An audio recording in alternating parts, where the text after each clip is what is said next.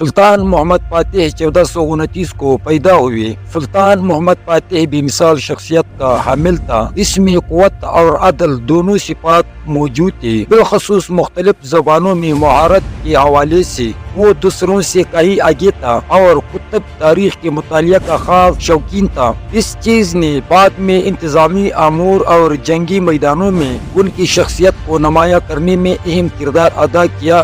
وہ تاریخ میں محمد فاتح کے لقب سے مشہور ہوا اور قسطنطنیہ جیسے ناقابل تسخیر شہر کو فتح کرنے کا اعزاز بھی حاصل ہو چکا تھا۔ سلطان محمد فاتح نے وہی پالیسی اختیار کی جو اس کے آباء و اجداد نے اختیار کی تھی۔ تخت نشین ہونے کے بعد سب سے پہلے اس نے مختلف تنظیمی اداروں کی تنظیموں کی اور مالی امور کو بہتر بنانے کی طرف خصوصی توجہ دے دی۔ اس نے ملکی ذرائع آمدنی اور اخراجات کی اس طرح منصوبہ بندی کی کہ اس اسراف اور عیش و عشرت کی گنجائش نہ رہی۔ فوج کی بھی تنظیموں کی اور اس کے مختلف شعبوں میں پائی جانے والی کمزوریوں کو دور کرنے کی طرف خصوصی توجہ دے دی۔ فوج کے لیے خصوصی رجسٹر بنائے اور ان کی تنخواہوں میں اضافہ کیا۔ نیز اس دور کی جدید اسلحہ سے انہیں ہر طرح سے لیس کیا۔ ڈسپلن قائم کرنے کی غرض سے فوج کے لیے سخت قوانین تشکیل دیے۔ اگر کسی فوجی نے کوتاہی کی یا اپنی ڈیوٹی میں سستی کی، وہ قابل کا شکار ہوا تو اسے نوکری سے الگ کر دیا جاتا تھا۔ دربار شاہی کی طرف بھی خصوصی توجہ مبذول کی۔ تجربہ کار متنظمے اور بہترین جرنیل اس کی مدد پر متعین کیے جنہوں نے سلطنت کے استحکام اور ترقی میں بھرپور حصہ لیا، اور جب داخلی امور کی طرف سے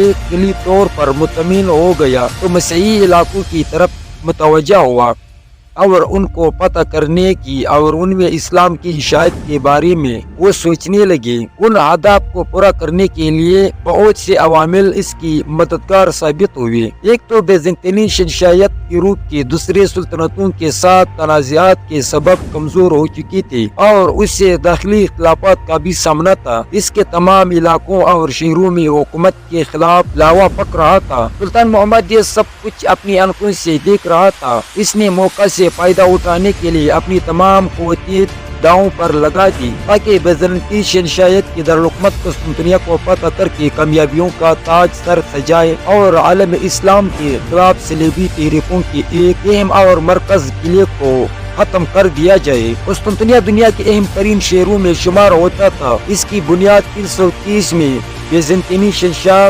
قسطنطنیہ اول نے رکھی تھی۔ قسطنطنیہ کو پوری دنیا میں ایک ممتاز حیثیت حاصل کی، حتیٰ کہ اس کے بارے میں کہا جاتا تھا اگر پوری دنیا ایک ملک ہوتی تو قسطنطنیہ اس قابل تھا کہ اس ملک کا دارالحکومت بنتا۔ جب سے اس شہر کی بنیاد پڑی یہ بیزنطینیوں کا دارالحکومت رہا۔ یہ دنیا کے عظیم ترین اور اہم ترین شہروں میں سے تھا۔ جب مسلمانوں نے بیزنطینی سلطنت کے ساتھ جہاد شروع کیا تو اس شہر کو اس جنگ میں ایک خاص مقام حاصل تھا۔ اسی لیے رسول اللہ صلی اللہ علیہ وسلم نے اپنے صحابہ کرام رضی اللہ عنہ کو کئی مواقع پر اس کی فتح کی بشارت دی۔ ان میں سے ایک موقع غزوہ خندق میں پیش آنے والا مشہور واقعہ ہے۔ اسی لیے مسلمان خلفاء اور اسلامی عصا کر کے کئی قائدین مختلف اداروں میں اس کو فتح کرنے کی مسابقت کرتے رہے تاکہ یہ بشارت رسول ان کی حق میں پوری ہو کہ قسطنطنیہ جس شخص کے ہاتھ پر فتح ہوگا وہ امیر بہترین امیر ہوگا اور وہ لشکر بہترین لشکر ہوگا۔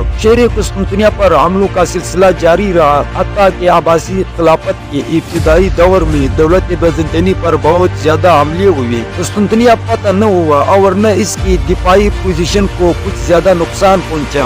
بیزنطینی حکومت کی جولیں ہل گئی اور اس کی داخلی صورتحال پر اس کی اثرات مرتب ہوئے۔ بالخصوص ہارون رشید کے عید خلافت میں 109 ہجری کو جو حملہ ہوا اس نے اس حکومت کو جھنجھوڑ کر رکھ دیا۔ اس کے بعد ایشیا کوچک میں کئی اسلامی ریاستیں ابھری جن میں سلجوقی ریاست بڑی اہمیت کی حامل ہے۔ یہ سلطنت ایشیا کوچک تک پھیلی ہوئی تھی اور اس کا فرمان روا 1072 تک سلطان الپ ارسلان بڑا بہادر اور مجاہد تھا۔ اس نے 1070 میں ملا ذکر کی جنگ میں روم کے بادشاہ ڈیموڈینس کو شکست دے کر پاش پاش کر دیا۔ اس جنگ میں شاہ روم بذات خود اسیر ہوا اور ایک مدت بعد اس شرط پر اسے چھوڑ دیا گیا کہ وہ سلطان سلجوقی کو سالانہ جزیہ ادا کرے گا، اور یہ بات اس حقیقت کی عکاسی کرتی ہے کہ روم کے زیادہ علاقوں نے مسلم ریاست سلجوقی کے سامنے سر جھکا دیا تھا۔ عظیم سلجوقی سلطنت کے کمزور ہونے کے بعد کئی سلجوقی ریاستیں سامنے آئی، جن میں سے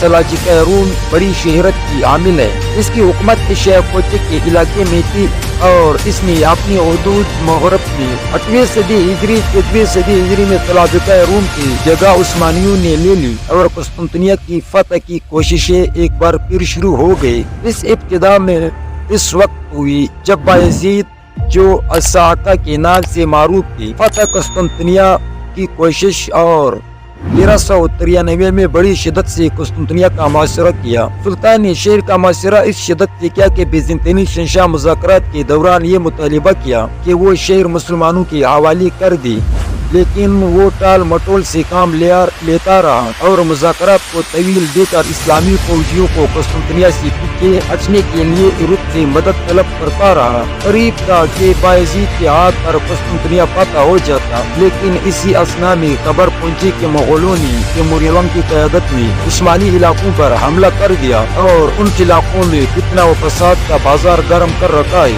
سلطان بايزيد کو مجبوراً محاصرہ اٹھانا پڑا اور اپنی فوجیوں کو لے کر مغولوں سے جنگ کرنے کے لیے پیچھے ہٹنا پڑا۔ مغولوں کے خلاف فوج کشی میں بھی سلطان بايزيد نے خود قیادت اور انقرہ کی مقام پر دونوں مسلم فوجیوں کے درمیان جنگ شروع ہو گئی۔ بالآخر بايزيد کی فوجیوں کو شکست ہوئی، سلطان تیمور کے ہاتھوں گرفتار ہوا اور قید کی حالت میں 1402 کو رائے ملک عدم ہوا۔ نتیجن دولت عثمانیہ افراتفری و انتشار کا شکار ہو گئی اور فتح قسطنطنیہ کی سوچ کچھ وقت تک کے لیے مدھم پڑ گئی۔ دولت عثمانیہ کو جو ہی استحکام نصیب ہوا اور حالات درست ہوئے تو روح جہاد پھر سے ابھرنے لگی اور سلطان مراد 863 ہجری کے دور حکومت میں قسطنطنیہ کی فتح کی پھر سے کوششیں ہونے لگی۔ سلطنت عثمانیہ کو جو ہی استحکام ہوا اور حالات درست ہوئے تو روح جہاد پھر سے ابھرنے لگی اور سلطان مراد ثانی کے دور حکومت میں قسطنطنیہ کی فتح کی پھر سے کوششیں ہونے لگی۔ عثمانیوں نے اس کی دور حکومت میں کئی بار قسطنطنیہ کا محاصرہ کیا۔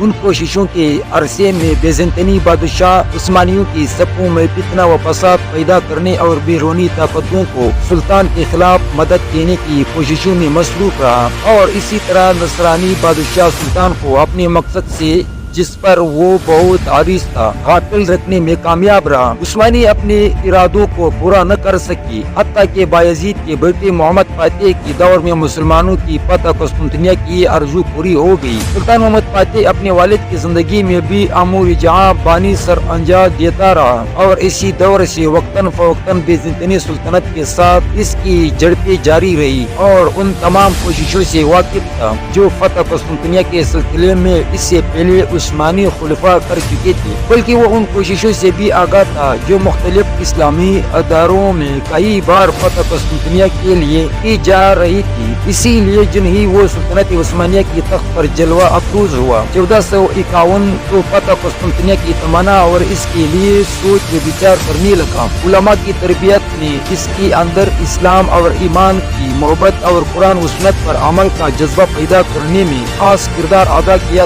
اس کا انتہائی اعلیٰ دینی جذبہ اسلامی تربیت کا نتیجہ تھا۔ نیز وہ علمی شخصیات جنہوں نے اس کی تعلیم و تربیت میں اہم کردار ادا کیا۔ سلطان محمد فاتح کی شخصیت تکوین و تعمیر میں شیخ آق شمس الدین کا کردار بھی بہت نمایاں ہے۔ ایک جہاد فی سبیل اللہ کی عثمانی تحریک کو آگے بڑھانا، اسی لیے محمد فاتح کی دلی آرزو تھی کہ وہ رسول اللہ صلی اللہ علیہ وسلم کی یہ حدیث۔ سلطان محمد فاتح قسطنطنیہ کو فتح کرنے کے لیے پوری طرح پلاننگ کی اور اس منصوبہ میں اپنی پوری کوششیں صرف کر دی، حتیٰ کہ جو لشکر فراہم ہوا اس کی تعداد تقریباً 34 ملین سپاہی تھی۔ یہ اس دور کے لحاظ سے مختلف اقوام کے لشکروں کی نسبت ایک بہت بڑا لشکر تھا۔ طرح طرح کی سپاہیانہ فنون کی تعلیم دی گئی اور نوع و اقسام کی اسلحے کا بندوبست جو آنے والی جہادی کارروائی کا انہیں اہل بنا سکتا تھا۔ اس ظاہری تیاری کے ساتھ ساتھ محمد فاتح نے سپاہیوں کی معنوی تیاری روحانی کا بھی خصوصی اطمینان کیا، ان میں جہاد کی سبیل اللہ کا جذبہ پیدا کیا اور انہیں بتایا گیا کہ رسول اللہ صلی اللہ علیہ وسلم نے قسطنطنیہ کی فاتح لشکر کی تعریف فرمائی ہے اور ہو سکتا ہے یہی لشکر آپ کا مقصود ہو۔ اس لشکر میں علماء پھیل گئے اور ان کی وجہ سے سپاہیوں کی حوصلہ بلند ہو گئی، ان میں حقیقی جہاد کا جذبہ پیدا ہو گیا اور وہ اللہ کریم کی فرمان پر اپنی جان دینے کے لیے بالکل تیار ہو گئے۔ سلطان نے تنگنائے باسفورس کی یورپی کنارے پر ایک بہت تنگ جگہ پر اس قلعے کے سامنے، جس کی بنیاد سلطان بایزید کی عہد میں ایشیائی خشکی کی ٹکڑے پر رکھی گئی تھی، قلعہ روملی احصار قائم کیا۔ بیزنطینی پر طرف نہیں جا سکتا تھا۔ آمنے سامنے کے ان دونوں قلعوں پر توپیں نصب کی گئی تھی اور جو بھی جہاز مشرقی علاقوں سے قسطنطنیہ کو آتا تھا، یہ توپیں ان پر گولہ داغ کر ان کو روک دیتی، قسطنطنیہ کی مدد کرتی تھی، باسفورس میں آنے سے گھبراتی تھی کیونکہ سمندری علاقہ اس قلعے کے ساتھ تھا اور سمندری جہاز ادھر سے گزر نہیں سکتے تھے۔ قسطنطنیہ کو فتح کرنے کے لیے سلطان نے ضروری اسلحہ جمع کرنے کی طرف توجہ دی، جن میں سے توپیں خاص اہمیت